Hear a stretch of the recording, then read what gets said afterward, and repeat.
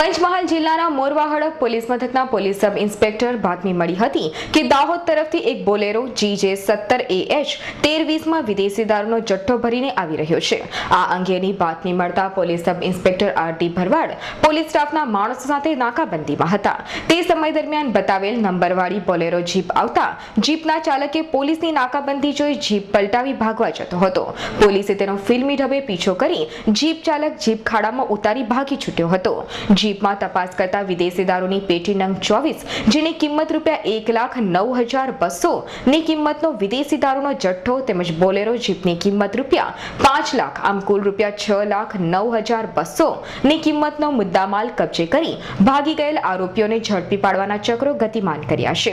આ બોલેરો જીપમાં અવારનવાર વિદેશી દારૂની હેરાફેરી થઈ રહી હોવાનું પણ જાણવા મળે છે અને આ વિદેશી દારૂનો જથ્થો કયા બુટલેગરનો હશે અને ક્યાંથી આવ્યો હશે અને ક્યાં લઈ જવાતો હશે તે અંગેની પોલીસે તપાસ હાથ ધરી છે।